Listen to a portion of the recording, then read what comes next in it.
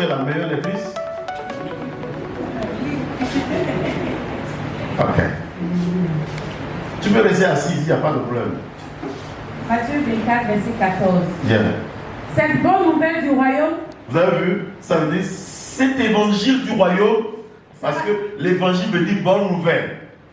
Cette bonne nouvelle du royaume, il est très important que nous comprenions la bonne nouvelle, le message, l'évangile du royaume. C'est différent de l'évangile de la grâce. Amen. Et l'évangile du royaume qui est différent de l'évangile de la grâce, les deux sont encore différents de l'évangile du Fils de Dieu. Amen. Dans Galates, on va rapidement faire allusion. Je ne vais pas aller dans les évangiles, c'est un seul que je veux prêcher ce soir. Mais Dieu va nous accorder la Galates chapitre 1, verset 6.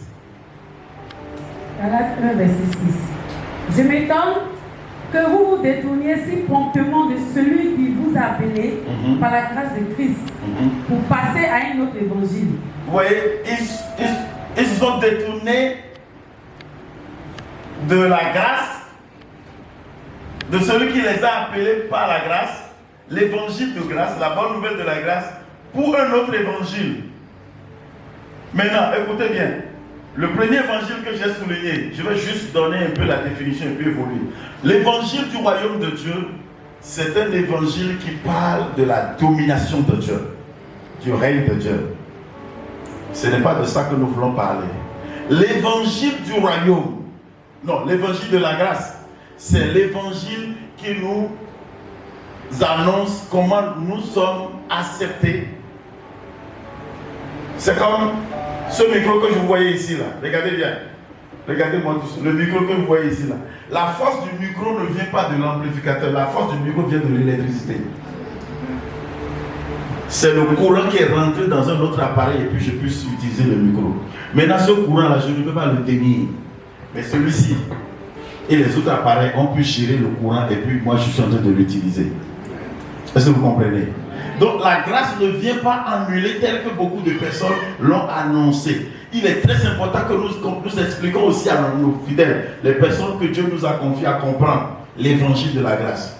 Et puis le dernier évangile, c'est ça que je vais aborder ce soir. L'évangile de Jésus-Christ ou l'évangile de Dieu. Romains 1, verset 9. Oui. Dieu, que je sais à mon esprit, Oui. dans l'évangile de son Fils. Vous avez entendu? L'évangile de qui? De son Fils. Je ne vous ai pas entendu. L'évangile de qui? Donc, il y a un évangile, il y a une bonne nouvelle qui concerne Jésus-Christ clairement. Et vous et moi, nous devons comprendre cet évangile-là. C'est ce que je disais tantôt, que si nous ne comprenons pas l'évangile de Jésus-Christ, nous allons mener une vie religieuse. Nous ne serons pas ce que Dieu nous a appelés à être et nous ne serons pas également ce que Dieu nous a donné. Dis à celui qui est à côté de toi, tu dois comprendre l'évangile de Jésus-Christ. C'est là-bas que nous allons commencer ce soir. Amen. L'évangile de Jésus. Beaucoup de gens sont à l'église, mais ils n'ont pas compris pourquoi ils sont à l'église. Celui en qui ils ont cru véritablement. Et comment défendre la personne. Donc je vais parler de bonnes nouvelles sur Jésus-Christ ce soir. Et nous allons évoluer. Si tu veux écrire, il faut écrire ce soir. Le premier jour de notre programme, le sous-thème, c'est l'évangile ou bien la personne de Jésus-Christ. Amen. Nous allons savoir qui est Jésus-Christ. Qui est Christ? Qui il est et qu'est-ce qu'il est venu faire pour nous? Je sais que vous serez tentés de me dire, à voix de présomption, que vous le connaissez. Mais soyez attentifs et suivez-moi pour que votre connaissance soit plus profonde. Et que nous commencions notre voyage spirituel à partir de là. Amen. Quelqu'un qui a compris qui Jésus est et qui est vraiment arrivé vers Jésus-Christ doit devenir une personne miséricordieuse. S'il n'y a pas la miséricorde dans la vie de quelqu'un, ça veut dire que la personne n'a pas encore compris l'évangile ou qui Jésus-Christ est. Et non seulement la miséricorde, mais aussi la bonté de Dieu. Je suis prédicateur de l'évangile, il faut que je sois bon. il faut qu'on remarque qu'il y a la puissance de Dieu dans ma vie. Parce que j'ai compris l'évangile et j'ai possédé, j'ai pu acquérir la puissance de Dieu. Et il doit y avoir des signes de divinité sur moi. C'est-à-dire que ma vie tout entière doit révéler que non, ce n'est pas une personne ordinaire. Tout ce qui sera en train de se passer avec moi, parce que j'ai compris cet évangile, ça doit révéler que je suis une personne vraiment spirituelle. Amen. Amen. Vous me suivez? Amen. Et je dois tout faire pour entretenir ma relation spirituelle avec Dieu qui est esprit et Jésus-Christ qui aujourd'hui, après sa résurrection, n'est plus une personne physique, mais aussi une personne spirituelle. Amen. Amen. Je dois pouvoir révéler que Dieu incarné est en moi et communiquer Dieu dans toute sa volonté. Dis-moi Amen. Amen. Alors nous allons partir. Tu vas nous lire du premier verset de ce Romains chapitre 1 que tu viens de lire là. Tu vas nous lire du verset 1 au verset 4. Vous pouvez nous afficher ça? Romains chapitre 1, verset 1 à 4. Et le verset 9 et le verset 16. On y va. Paul, serviteur de Jésus-Christ, pour annoncer l'évangile de Dieu, qui avait été promis auparavant de la part de Dieu par ses prophètes dans les Saintes Écritures, et qui concerne son Fils, né de la postérité de David selon la chair, et déclaré Fils de Dieu avec puissance, selon l'Esprit de sainteté, par sa résurrection d'entre les morts. Jésus-Christ notre Seigneur. Ça c'est le verset 4. Oui. Verset 16. Car je n'ai point honte de l'évangile. C'est une puissance de Dieu. Je n'ai point honte de l'évangile. C'est la puissance de Dieu de quiconque croit. Ça veut dire que si quelqu'un croit à l'évangile de Jésus-Christ, la personne automatiquement doit avoir la puissance. Maintenant, la puissance n'est pas une chose physique. C'est abstrait. Vous ne pouvez pas savoir, ou bien vous ne pouvez pas voir physiquement sur vous la puissance. C'est à vous de savoir tout simplement que vous avez la puissance et vous démontrez cette puissance-là. Dans les versets 1 jusqu'au verset 4, les autres parties ont été révélées. Ils ne sont pas encore au point. Je vais. Romains chapitre 1.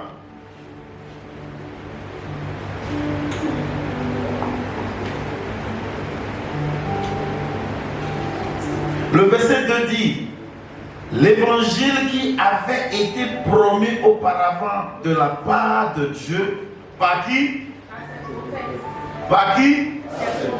Par ses prophètes, dans les Saintes Écritures, et qui concerne son Fils, né de la postérité de David selon la chair, et déclaré Fils de Dieu avec puissance selon l'Esprit de sainteté, par sa résurrection d'entre les morts, Jésus-Christ notre Seigneur. La parole de Dieu, écoutez-moi bien, la parole de Dieu est annoncée par deux différentes personnes. Il y a les prophètes, donc il y a le message prophétique qui parle de l'avenir, de ce que Dieu a promis qu'il va faire. Et il y a aussi le message apostolique. Ceux qui sont le message apostolique, c'est le message qui nous révèle ce que Dieu est en train de faire. Est-ce que vous suivez? Les deux différents messages. Et nous devons être dans les deux contextes. Le message prophétique et le message apostolique. Amen. Alors, le résumé de tous ces messages, c'est que Dieu s'est fait chair quand il a accepté devenir homme, mourir, ressusciter, et puis toujours sur son trône. Amen. C'est ça en fait. Et c'est cet évangile qui est devenu homme, mourir, ressusciter, c'est pour nous amener à devenir comme lui. Nous ne venons pas à l'église pour la forme. Dieu veut que tu deviennes comme lui dans ta maison. Dans ton service, toi seul tu es suffisant pour révéler la la grandeur, la puissance, la bonté, la faveur de Dieu. Donc c'est ça l'objectif. Je vais demander 2 personnes ici. 2 personnes pour une illustration.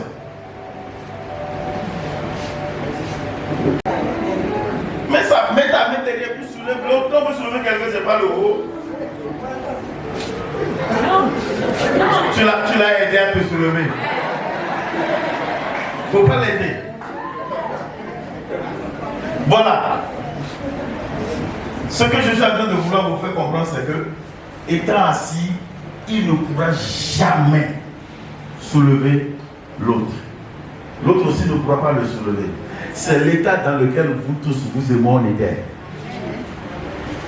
On ne pouvait pas s'aider et on ne pouvait pas aussi aider les autres. Écoutez-moi bien. Et cet état dans lequel tous les hommes étaient, y compris aussi le pasteur. Je suis en train de dire qu'on va annoncer l'évangile. Le pasteur aussi était assis dans sa bataille. Il ne peut pas soulever quelqu'un et personne ne peut aussi le soulever parce que tous les hommes ont péché et sont privés de la gloire de Dieu. Commence maintenant par enlever de la tête. Le pasteur aussi a besoin de Jésus-Christ comme toi. Jérémie chapitre 17 verset 5 dit: malheur à l'homme qui met sa confiance en l'homme. Quel que soit le titre, on a dit malheur à toi. Souvenez-vous, j'ai dit, ceux qui ont compris cet évangile ne sont plus des chrétiens religieux. Dieu a vu tous les hommes sur la terre incapables de s'aider et incapables d'aider les autres. Et c'est en cela qu'il a pris la décision de devenir lui-même un être humain pour venir aider les hommes. Alléluia. Donc à partir d'aujourd'hui, il faut commencer par enlever de ta tête. Dieu t'a appelé, Dieu est venu faire quelque chose sur la terre pour que tu le représentes valablement comme Augustin le représente valablement. C'est un défi pour nous et lui-même a relevé le défi. Je suis appelé à démontrer la puissance de Dieu parce qu'auparavant j'étais par terre. Et Dieu a accepté de venir homme, mourir, ressusciter pour que je puisse devenir comme lui. Parce qu'au début, il a créé l'homme, écoutez bien, il a créé l'homme à sa propre image. Et si vous lisez bien Genèse, il a dit, créons l'homme. Il n'a pas dit, je vais créer l'homme. Créons l'homme à notre image. Quand il a dit notre image, ça veut dire que Dieu le Fils, l'image de Dieu le Fils, l'image de Dieu le Saint-Esprit et l'image de Dieu le Père. Dieu a ramassé ces 3 personnes-là. Ça veut dire que Dieu seul n'est pas encore complet si toi tu es devant lui.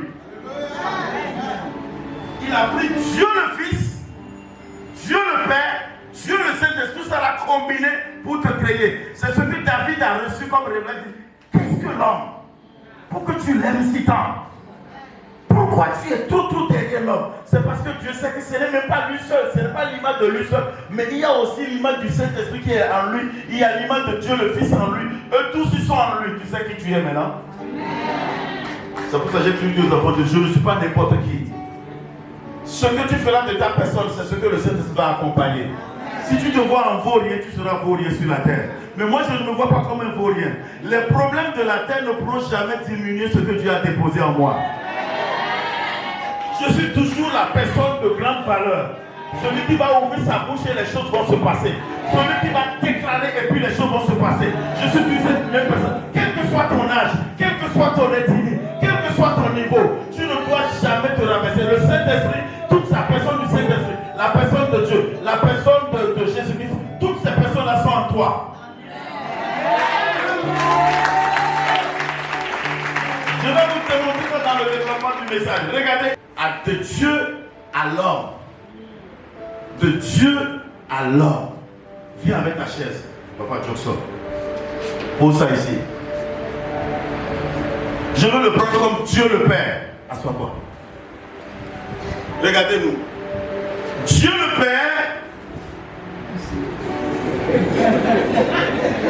Ok. Regardez-moi tous. Dieu le Fils. C'est-à-dire Dieu le Père est sorti de lui-même et a commencé par marcher pour venir sur la terre, étant encore toujours sur le trône.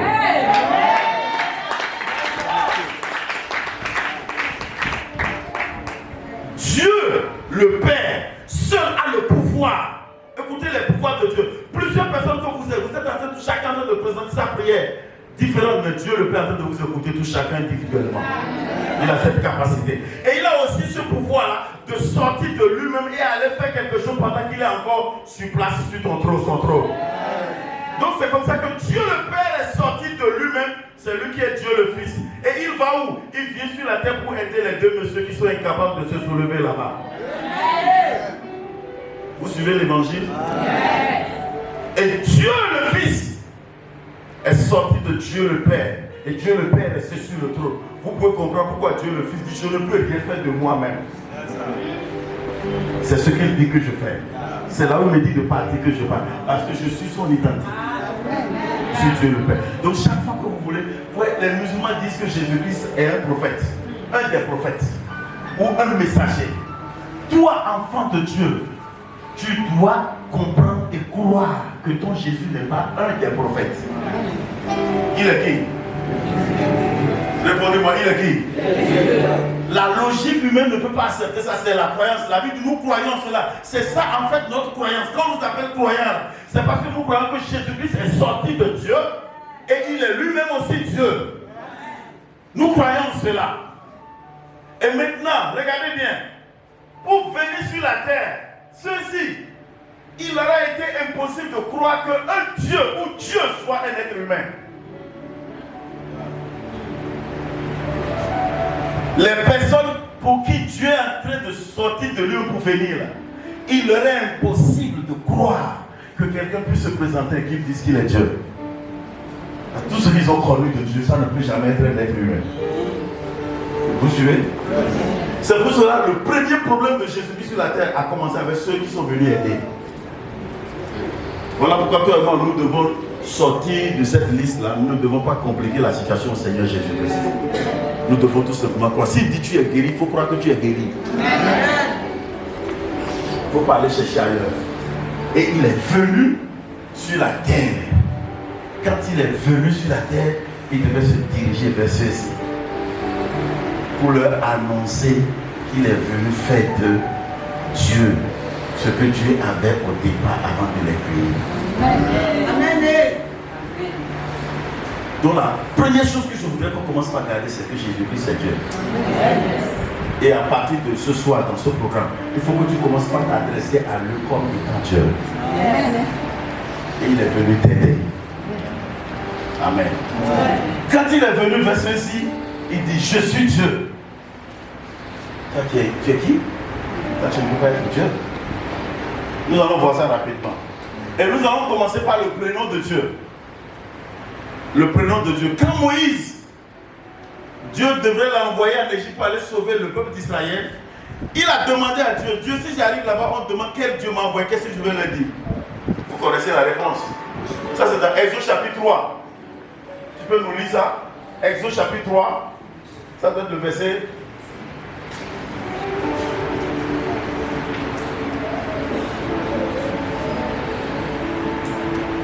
Verset 14. Exode 3, verset 14. Écoutez ce que Dieu dit à Moïse. Qu'est-ce que je vais dire aux gens? Dieu dit à Moïse: Dieu dit à Moïse: je suis celui qui suis. Je suis celui qui suis. Continue. Et il ajouta: c'est ainsi que tu répondras aux enfants d'Israël. C'est ainsi que tu répondras aux enfants d'Israël. Celui qui s'appelle Je suis m'a envoyé vers vous. Celui qui s'appelle comment? Je suis. Celui qui s'appelle Je suis. Répète ça avec moi. Celui qui s'appelle Je suis. Quand tu vas arriver en Égypte, il faut dire le Dieu qui s'appelle Je suis là. C'est lui qui t'a envoyé. Écoutez bien, je suis en train de vouloir vous montrer comment le Père, le Fils est sorti du Père. Et il est aussi Dieu. Nous sommes d'accord? Là, nous venons de voir le prénom de Dieu, c'est comment? Je suis. Dis avec moi, Dieu s'appelle Je suis. Dieu s'appelle Je suis. Dieu n'a jamais été dans le passé. Dieu est dans tous les temps. Alléluia. Il est omniprésent. Toi et moi, nous avons déjà quitté notre passé. Et on va vers notre avenir, n'est-ce pas? Maintenant, Dieu est toujours dans ton passé et il t'attend dans ton avenir. Parce qu'il est dans tous les temps. Ce n'est pas merveilleux ça? Ton mariage de demain, là, Dieu t'attend là-bas même. Parce que toi, tu ne sais pas encore que tu auras un problème de conception, mais il t'attend déjà là-bas. Toi, tu ne sais pas ce qui va t'arriver demain, mais lui t'attend parce qu'il est dans tous les temps. Il est omniprésent. Il est dans le passé, il est dans le présent et il est dans l'avenir. Alléluia. Donc il dit à Moïse, il faut le dire que c'est celui qui s'agit, celui qui est toujours présent. Il n'a jamais été absent. Il n'a jamais manqué. Il est toujours là. Parce que je suis, c'est que tu es là. Donc le prénom de Dieu, nous sommes tous d'accord que c'est quoi? Je suis. Maintenant, voyons Jésus-Christ qui est sorti de lui. Allons dans Jean chapitre 8. Jean chapitre 8. Le premier obstacle qu'il a eu, c'est avec les hommes qu'il est venu sauver. Lis-nous le verset 56. Abraham, votre père, Ça c'est Jésus qui est en train de parler aux Juifs. a tressailli de joie de ce qu'il verrait mon jour. Il l'a vu et il s'est réjoui. Amen. Arrête-toi là d'abord. Jésus est en train de prêcher aux Juifs. Les Juifs connaissent très bien qui on appelle Abraham. Et il leur dit, Abraham, votre père, a voulu me voir et il m'a vu. Et quand il m'a vu, il était très content. Maintenant, vous allez me demander, comme les Juifs, quand est-ce que Abraham a vu? Quand vous avez vu quelqu'un dans la Bible du nom de Melchisédek, qui n'a pas de généalogie, qui n'a pas de père, n'a pas de mère, c'était Jésus dans l'Ancien Testament qui l'a rencontré. C'est pour ça que Jésus a dit, Abraham, votre père, a voulu me voir et il m'a vu. Et quand il m'a vu, il était content. Le jour où Abraham s'est séparé de Melchisédek, il était content ou pas? Parce qu'il a connu le Dieu très haut. Abraham ne connaissait pas Dieu comme le Dieu très haut. C'est depuis ce jour-là qu'Abraham a connu le Dieu très haut. Donc il l'a vraiment rencontré. Mais quand Jésus leur a dit, Abraham, votre père, a voulu me voir et il m'a vu. Écoutez leur réaction. Il est venu sauver Lazare. Vous suivez le message? Les personnes qui sont venues et devaient maintenant se voir sage. Toi, tu n'as pas encore 50 ans. Et tu as vu Abraham? Et tu dis que tu as vu Abraham. Tu l'as vu où? Donc, c'est des gens qui sont dans la chair. Ils sont dans une autre dimension. Jésus, lui, est dans une autre dimension. Alléluia. Que le Seigneur t'ouvre les yeux dans cette semaine. Et avant qu'on arrive au dimanche, ta vie chrétienne ne sera plus la même. Parce que ce ne sera pas seulement ce que tu vas recevoir, mais toi-même, tu vas commencer par vivre des choses. Et il a dit, ils ont dit, toi tu n'as pas encore 50 ans, puis tu dis que tu as vu notre Abraham, notre père Abraham. Continue. Jésus leur dit. Jésus va maintenant répondre. En vérité, en vérité. En vérité, en vérité. Je vous le dis. Je vous le dis. Avant qu'Abraham fût. Écoutez, avant que Abraham fût. Je suis. Dieu s'appelle comment? Je suis. Et là, Jésus a dit qu'il s'appelle comment? Je suis. Vous êtes d'accord qu'il est vraiment sorti de Dieu? Applaudis très très fort le Seigneur.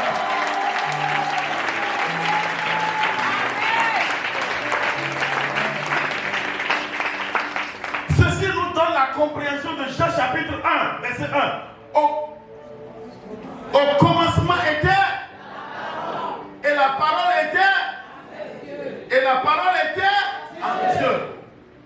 Et par la parole, tout a été créé. Rien de ce qui a été créé n'a été créé sans la parole. Et le verset 14, la parole s'est faite chair.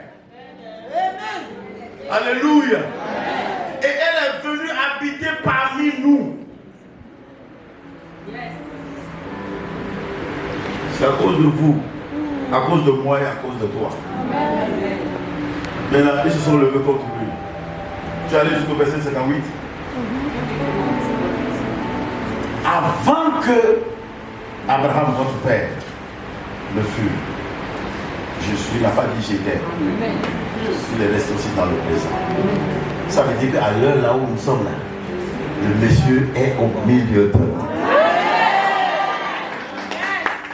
Je crois qu'il est là. Si toi tu ne crois pas, tu as déjà commencé par être religieux.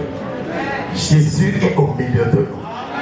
Et il est venu te sauver et me sauver. Alléluia.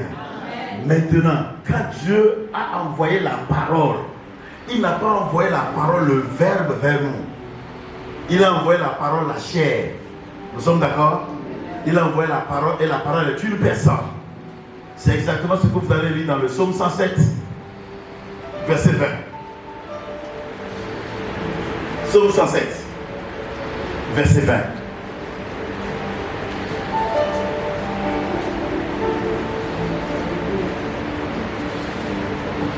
envoya sa parole et les guérit. Dieu envoya sa parole. Écoutez bien. Chaque fois que vous allez écouter la parole de Dieu, quelqu'un qui a dit, pasteur, j'écoute. Chaque fois que tu vas écouter la parole de Dieu, Dieu, son souhait, il ne veut pas que tu écoutes un son. Dieu veut que tu vois une image. Parce que la parole s'est faite chair. Elle est venue habiter parmi nous, pleine de grâce. Suivez bien. Chaque fois que vous écoutez la parole de Dieu, le souhait de Dieu, ce n'est pas que tu écoutes seulement, que tu puisses voir. Comme Habakkuk l'a dit. Il dit, je me tiens à mon poste et je veux voir ce que Dieu va me dire. La plupart de tous ceux qui ont raté la bénédiction de Dieu, c'est des gens qui ont écouté le son et non l'image de Christ. Il envoya sa parole. Il envoya le Fils pour nous guérir. Alléluia. Donc quand il a envoyé le Fils pour lui, c'est une personne qui l'a envoyé. Si toi tu le reçois en son, le son va seulement peut-être te donner un certain sentiment, mais ne te fera rien. Chaque fois que le pasteur va se tenir ici, il dit, je te déclare guéri. Il ne faut pas seulement entendre guéri. Il faut voir ta guérison. Et c'est quand tu vas voir la guérison que tu vas véritablement t'approprier de ça. Alléluia. Maintenant, on va évoluer. On a qu'à évoluer, non? Pour comprendre totalement l'évangile. Alors, quand Jésus est né, il est venu sur la terre. Quand il est né, lui aussi, il a commencé par se promener dans les rues de Galilée, de Jérusalem. Satan l'a vu. Il a essayé tout contre lui. Il n'est pas arrivé. Avec Satan, Satan a fait chuter tous les hommes qui sont nés sur la terre. Si vous regardez bien, vous allez voir, quand il est rentré dans le jardin d'Éden, Adam et Ève, ils ont succombé, mais ils n'ont pas succombé. Ils ont succombé. Et quand vous voyez quelqu'un comme Moïse, l'homme de Dieu, quand il était arrivé devant le roche, ou bien là, le rocher, sa colère n'a pas plu. David, en regardant la femme de Uri, n'a pas plu. Si vous voyez, ils sont nombreux comme ça dans la Bible. Donc, Satan a regardé Jésus dit, sur la terre, personne ne peut résister quand moi je tente. Il s'est approché de lui. Le jour où il a fini de jeûner, si tu es vraiment fils de Dieu. Il lui a posé la question parce que lors de son baptême, il était aussi là quand Jean-Baptiste dit, voilà le fils de Dieu. Il est venu le voir pour dire, es-tu vraiment fils de Dieu? C'est pour te dire que tout ce que Dieu te dira, Satan viendra contester ça. Et si tu n'es pas préparé bien armé, tu peux succomber. Il dit, si tu es fils de Dieu, ordonne à cette prière de se transformer en paix. Parce qu'un fils de Dieu peut faire ça. Selon vous, Jésus pouvait faire ou ne pouvait pas faire? Il pouvait faire. Parce que c'est lui qui est la parole, c'est par lui que tout a été créé. Il peut transformer du bois en pain. Tout ce qu'il voudra. Satan sait. Il est venu le tenter. Jésus a dit non. Donc dans toutes les tentations que Satan a présentées à Jésus, Jésus n'a pas succombé, même pas en quelque chose. Et il a regardé. Donc Jésus continue à faire des exploits. Et ça a énervé Satan. Il faisait des exploits, il ne succombait pas. Il faisait des exploits. Tout ce qu'il présentait devant lui comme piège, il ne tombait pas là-dedans. Et Satan s'est fâché, finalement, il a pris la décision de le tuer. Il dit, l'homme a qu'à mettre fin à sa vie. Sans savoir que la mort est l'accomplissement même. Dans 1 Corinthiens chapitre 2, à partir du verset 14, la Bible dit, si Satan avait su, il n'aurait pas crucifié. Il ne savait pas que dans sa colère de vouloir crucifier Jésus-Christ, c'est de l'amener à accomplir sa mission. Et il est rentré dans le cœur des gens qui sont fâchés. Écoute-moi bien. Tout ce que Dieu va laisser Satan faire avec toi, c'est pour ton bonheur. Amen. Je répète encore.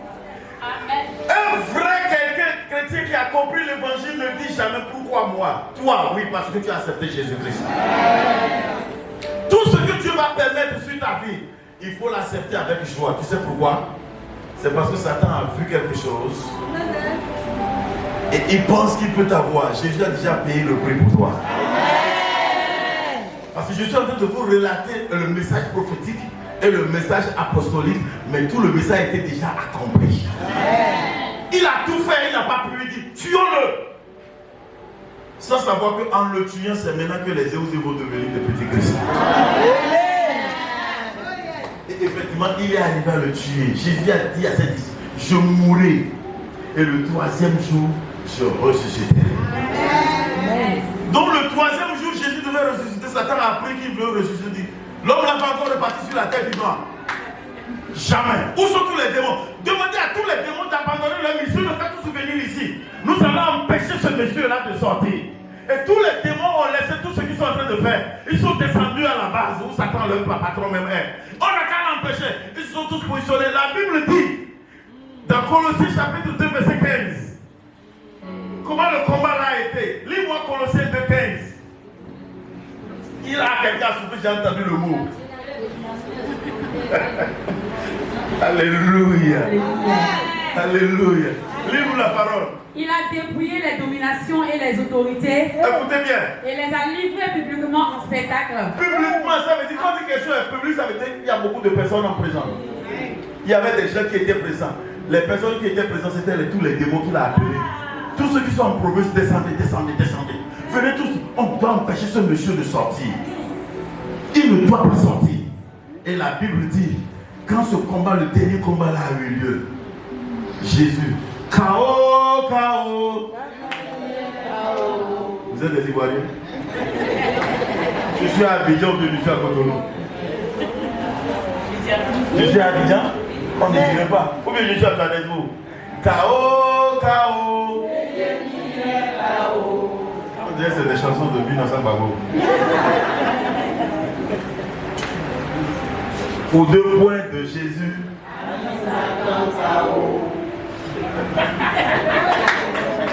Aux deux pieds de Jésus. Aux deux têtes de Jésus. Chaos.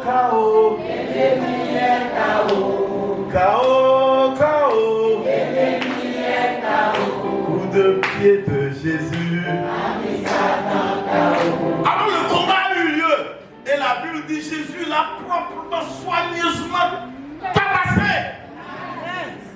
Non seulement tabassé, mais il a aussi dépouillé de toutes ses forces. Et tous les démons disent, mais attends, patron, tu es à terre. Et je peux imaginer Satan dire, regarde, il est trop fort. Quelqu'un a dit Jésus est trop fort. Jésus est trop puissant. Il n'y a pas une maladie qui peut résister à la présence de Jésus-Christ.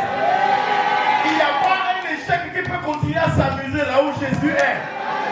Le problème, c'est que toi et moi, nous laissons Jésus dans la parole. Il faut le ramener dans la chair. Il a dépouillé, il les a dépouillés, il a humilié Satan. Et puis il est sorti de la tombe. Quand il est sorti net, il est allé vers les cieux. Je ne suis plus dans la tombe. Jésus est ressuscité. Jésus-Christ est ressuscité. Jésus est ressuscité. Mon Seigneur est ressuscité. Satan, où est ton pouvoir? Alléluia. Où est ton pouvoir? Alléluia. Amen. Vous voyez, nous chantons ça, mais nous ne réalisons pas cela. Nous proclamons ça en son. Il faut que tu réalises ça. C'est ça l'évangile, la bonne nouvelle sur Jésus-Christ. Il est venu vers les siens, il a dit, je vous donne le pouvoir. C'est à cause de vous que je suis arrivé. Je ne peux plus repartir au ciel avec cette puissance. C'est pour toi. Il faut que tu entres dans le royaume. Dis à celui que tu entres dans le royaume de Dieu. Son premier message qu'il a commencé par annoncer. Répentez-vous, car le royaume des cieux est proche. Écoutez bien ce passage-là, pas une autre illustration qui va vous amener à comprendre. C'est comme un mendiant qui est dans la rue, sale, qui est en train de mendier. Et vous rencontrez ce mendiant-là, et vous décidez de l'amener chez vous. Si vous amenez le mendiant chez vous, qu'est-ce que vous allez lui faire? Vous allez le laisser avec ses habits sales? Vous allez lui demander d'enlever ses habits. Écoutez-moi bien aimé. Tout ce qui manque de la puissance de Dieu, de la démonstration de la force de Dieu, c'est des gens qui ont refusé d'enlever l'habit qu'ils portaient avant de rencontrer Jésus-Christ. Tout ce que tu avais comme pensée pensées là, c'est des ordures.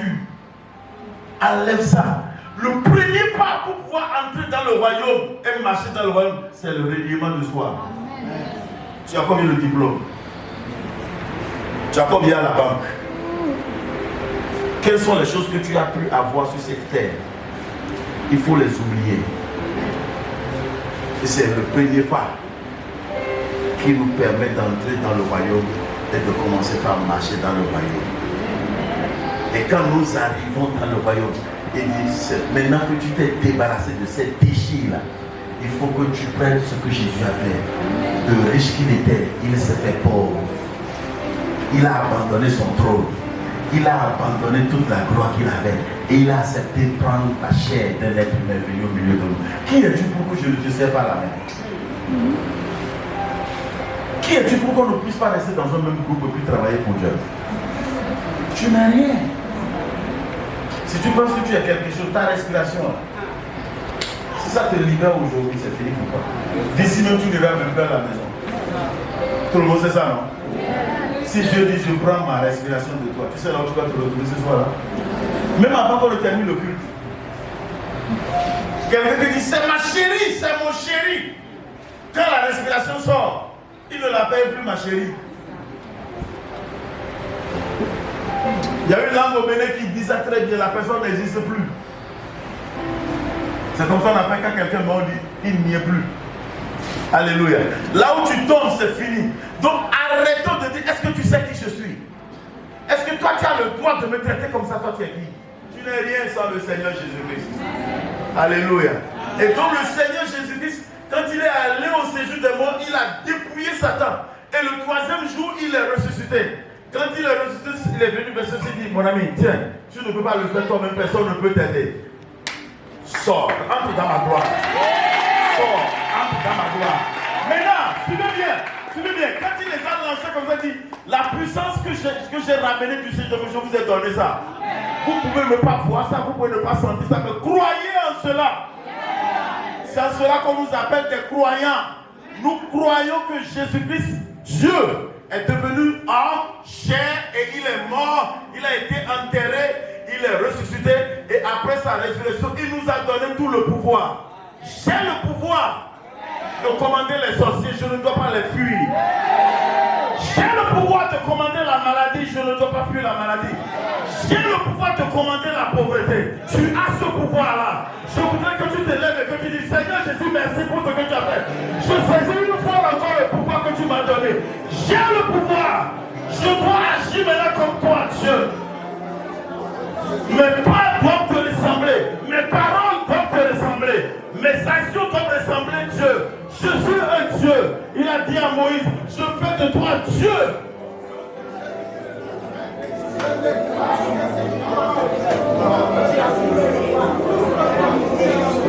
Il t'a donné le pouvoir sur la maladie. Je vous ai donné le pouvoir et la puissance de marcher sur les serpents, sur les scorpions et sur toute la puissance de l'ennemi. Et rien ne pourra vous nuire. Déclare ça, ne prends pas seulement le son de la parole. Déclare ça, déclare cela. J'ai le pouvoir, j'ai la puissance. Le Fils est en moi.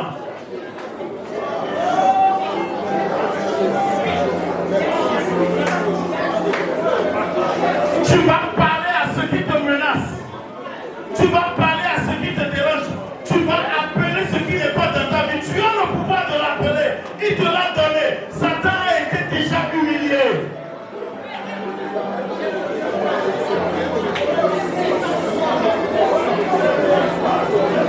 Alléluia. Amen. Amen. Amen. Veuillez vous asseoir, on n'a pas encore fini.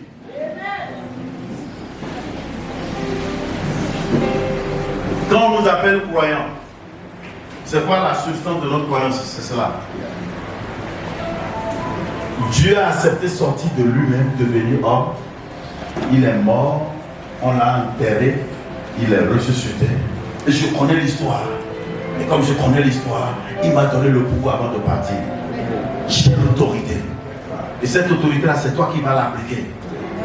Satan aime mentir. Il aime influencer. Écoutez bien, là où je m'avais fini mon message. La croix est un symbole de honte et de défaite pour Satan.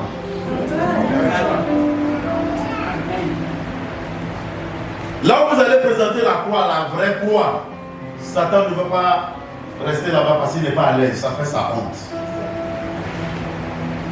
Qu'est-ce qu'il a fait aujourd'hui? Il a tout fait pour que le signe, le symbole de la croix soit totalement ôté de l'église. Les premiers chrétiens venaient, les évangéliques même, venaient avec la croix et mettaient même la croix dans le temple. Mais après la Pentecôte, quand les églises pentecôtistes sont nées, ils ont enlevé la croix. C'est quoi la croix? La croix, c'est le lieu du pardon des péchés. Satan a tout fait pour que les enfants de Dieu ne prient plus et qu'ils ne demandent même plus le pardon de leurs péchés aujourd'hui à l'église. Il est en train de réduire la croix. La croix, c'est quoi? C'est là-bas qu'il a payé le prix de notre délivrance. Donc écoutez ce que je veux vous dire. Beaucoup d'enfants de Dieu ne savent pas comment brandir la croix à Satan.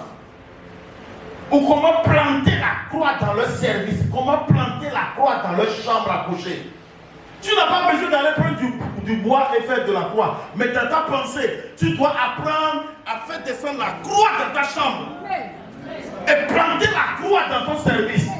Planter la croix dans ton bureau.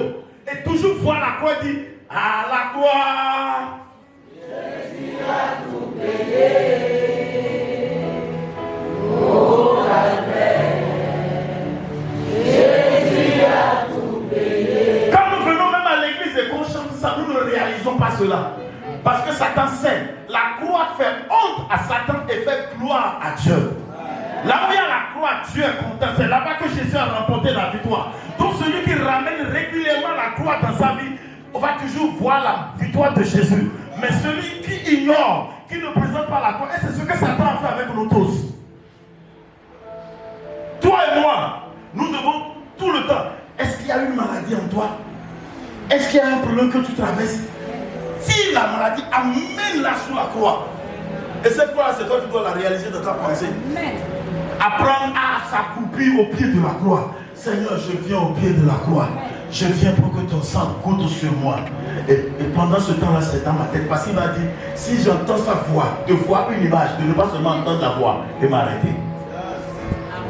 La croix de Jésus, quand est-ce qu'elle était la dernière fois que tu l'as appliquée? Est-ce que vous savez que si vous conduisez une voiture qui n'a pas de pièces, et qu'un policier veut traverser la route librement même, ce n'est pas à cause de vous qui traversez la route, mais parce que vous avez vu un policier, vous n'êtes pas en règle. Vous aurez peur. Alors que le policier n'a rien dit encore. Alléluia. Quand Satan voit la croix, il tremble, ça l'énerve. Quand Jésus voit la croix, sa personne, sa puissance se manifeste. Satan a tout fait pour enlever la croix. Aujourd'hui, les enfants de Dieu viennent à l'église et ne réalisent même pas la croix. Satan est venu par des messages qui disent vos péchés du présent, du passé sont déjà effacés, sont pardonnés. Vous n'avez plus besoin de demander le pardon. Mon ami, on aura comparé celui qui demande le pardon avec celui qui ne font pas, celui qui ne demande pas, vous allez voir les deux vies. Satan va toujours régner dans la vie de quelqu'un. Ce sont les subtilités du diable, les ruses du diable. C'est pour cela que je t'amène aujourd'hui à comprendre ce que Jésus t'a laissé. Il dit l'évangile de la croix est une puissance pour nous qui croyons. C'est pour cela qu'il faut apprendre à partir d'aujourd'hui. Arriver au service le matin, tu dis Seigneur, je plante ta croix dans ce bureau. Et je vois la croix là sur la porte. N'importe quel démon qui va vouloir passer, s'il ne peut pas passer, c'est là-bas qu'on leur a fait de grandes hontes. Je plante ta croix. Jésus va dire ouais, c'est ça. C'est là où j'ai remporté la grande victoire. Alléluia. Donc en tant qu'enfant de Dieu, il faut comprendre que c'était. Et s'il y a une partie de ta vie qui ne répond pas tel que cela doit répondre, il faut brandir la croix. Sur la croix est plus présente ça. Et chaque fois que tu seras même au lit, partout tu vas te retrouver. Il faut t'habituer à sortir régulièrement la croix, à la planter et à la brandir. Tu vas voir que les forces des ténèbres ne pourront plus résister. Mais là où il n'y a pas la croix, Dieu n'est pas glorifié, Jésus n'est pas glorifié, Satan se fera comme il est quelqu'un. Ce qui fait vraiment ta honte, ce qui fait ta honte, si on te le dit, je ne pense pas que tu seras encore trop fort. Vous êtes d'accord avec moi, non? Supposons que bien. Voilà une fille, il est en train de faire la cour à la fille. Et moi je sais que lui a de l'hernie. La fille ne sait pas qu'il a de l'hernie. Et moi je veux faire la cour à la fille. C'est pas compliqué, c'est fait. Je fais la cour à cette fille-là. Il faut arrêter, sinon je vais te dire que tu as un problème. Le jour où je te verrai encore à côté d'elle, tout le monde saura que tu as tel problème. Vous pensez qu'il va encore revenir? Je l'ai désarmé. C'est ce que la croix fait à Satan. Quand Satan fait ça, quelque part, et que vous arrivez là, vous brandissez la croix, pourquoi tu sors ce truc-là ici? C'est là-bas qu'on m'a fait une grande honte. On m'a dépouillé, on m'a mis à nu là-bas. Donc quand ça là vient, je pris mes bagages et puis je m'éclipse. C'est la raison pour laquelle, même pour ton enfant, partout, il faut apprendre.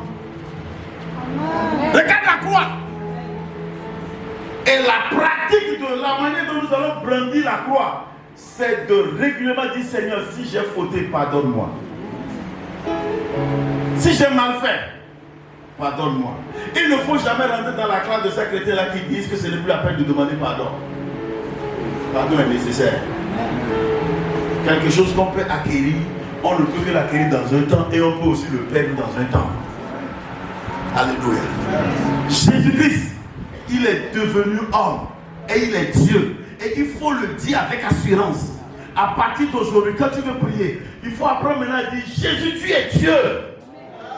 Et si quelqu'un te demande comment il est Dieu, il faut lui dire que c'est un mystère. C'est Dieu qui est sorti de lui-même. Parce que les musulmans ne comprennent pas comment Dieu peut avoir un enfant. Dieu n'est pas allé vers une femme pour avoir Jésus comme enfant. Dieu est sorti de lui-même pour devenir Dieu le Fils. Et avec ça, ta vie chrétienne, je suis sûr, ça va commencer par sortir de la religiosité et commencer par prendre maintenant la vie de chrétienne ou la vraie foi que tu dois avoir. Et c'est quelque chose que nous allons appliquer. Et je vous demande à partir de cette lui-même pour commencer. Le voyage, on va jusqu'au dimanche matin. Et avant dimanche matin, tu vas écouter des choses qui vont te révolutionner. Chaque fois que tu vas écouter, comme tu viens d'écouter ce soir, il faut commencer par l'appliquer. Je vous ai dit, dans Psaume 107, verset 20, Dieu ne veut pas que tu écoutes un son quand on te présente sa parole. Dieu veut que tu vois une image. Et l'image que tu dois voir, c'est la personne de la parole de Jésus-Christ. Alléluia. Beaucoup de gens, quand vous prenez la Bible, vous savez, même quelqu'un qui est malade, écoutez bien, notre Dieu n'est pas un Dieu de hasard. Il est un Dieu de plan et de but. Pour cette raison, tous ceux qui jouent à la loterie, vous êtes loin de la réalité. Tu ne pourras jamais devenir riche par là. Arrête de jouer à la loterie. Donc ce n'est pas bon d'être un chrétien et puis dire, Dieu va me parler aujourd'hui. Seigneur Dieu, parle-moi. Il n'est pas un Dieu de hasard. Dis-moi amen. Quelqu'un a fait ça. Et il est allé tomber sur. Il s'est pendu et il est mort. Il a dit, non, ça, il n'est pas la parole. Je refuse ça là. Je refuse ça, ce n'est pas la parole de Dieu. Je vais encore faire. Il m'a encore dit, fais ce que tu as lu. Qu'est-ce qu'il a lu? Il est allé se pendre. Et, écoutez bien, la parole, on ne peut pas dire qu'on va la lire par hasard. Si tu ne sais pas, il faut savoir. Le début comme ça, c'est l'Ancien Testament. Et l'Ancien Testament est l'ombre de la personne de Jésus qui vient. Écoutez-moi bien. Quand on dit Moïse est venu avec la loi et que Jésus est venu avec la grâce, et nous avons des prédicateurs qui nous disent la grâce anéantit tout. La grâce complique davantage d'abord les choses. La loi de Moïse dit quoi? Si tu touches à une femme qui ne t'appartient pas et que tu couches avec elle, ce que Jésus a amené dit, ce n'est même pas question de toucher. Si tu la vois de loin et tu la convoites, tu as déjà commis le péché. Entre les deux, lequel est plus difficile? Il dit, tu ne prendras pas un couteau ou bien une machette pour tuer quelqu'un. Ça, c'est le meurtre. Ça, c'est ce que Moïse avait dit comme loi. Maintenant, Jésus dit, si tu te mets en colère contre quelqu'un, tu as tué la personne. Donc, ce que Jésus a apporté, ça a fait compliqué. C'est plus difficile. Ce que je voudrais que tu retiennes ce soir, Jésus est Dieu.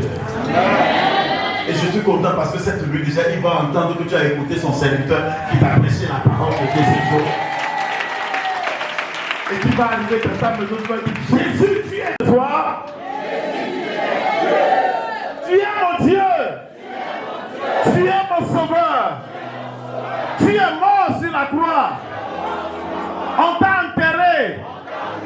Et tu es ressuscité. Tu m'as donné le pouvoir.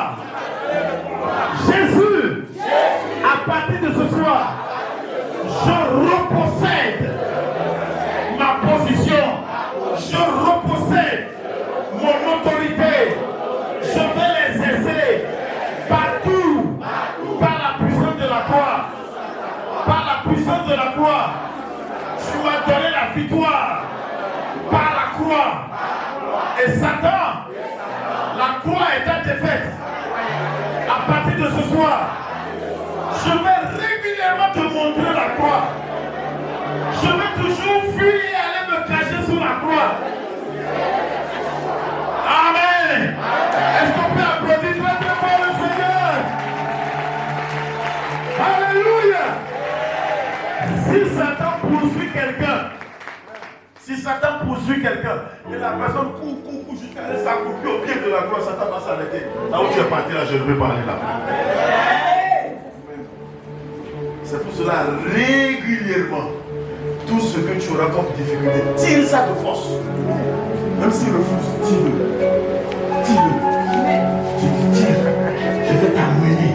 Je vais t'amener. Maintenant, s'il refuse, ramène alors. Tu vas le désarmer totalement. Je vois la victoire de quelqu'un commencer à partir de ce soir. La liberté, la vraie liberté de quelqu'un a commencé ce soir. La vraie délivrance de quelqu'un a commencé ce soir. Quelqu'un a dit la croix est ma force. C'est le lieu de ma victoire. C'est le lieu de ma guérison. C'est là-bas que se trouve ma délivrance. Je saisis la croix ce soir. Je vais l'amener à la maison. Je vais l'amener dans mon corps. Je vais l'amener dans mon esprit. Cette relation qui est difficile, je vais introduire la croix là-dedans. Et je sortirai victorieux. Et effectivement, tu sortiras victorieux. Au nom de Jésus, est-ce qu'on peut pousser des cris de victoire?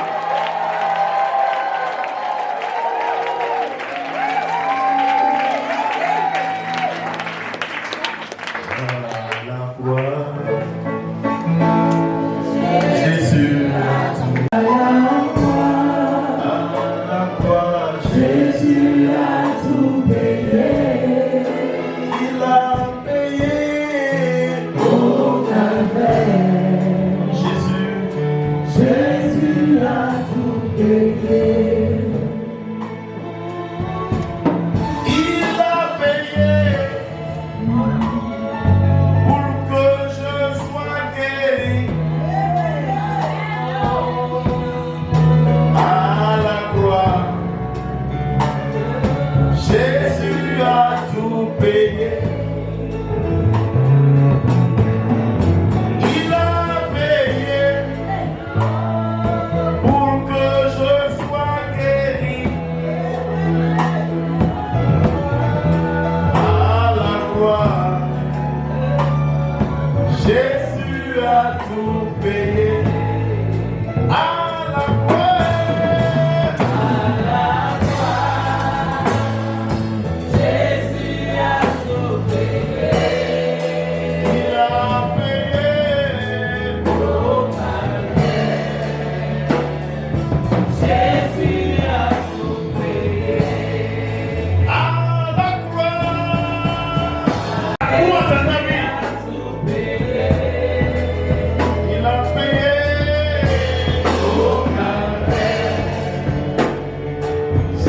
Jésus a sauvé. C'est la raison pour laquelle nous disons, je ne peux pas laisser. Il a veillé pour que je sois guéri. Je ne peux pas laisser Jésus. Je ne peux pas laisser Jésus.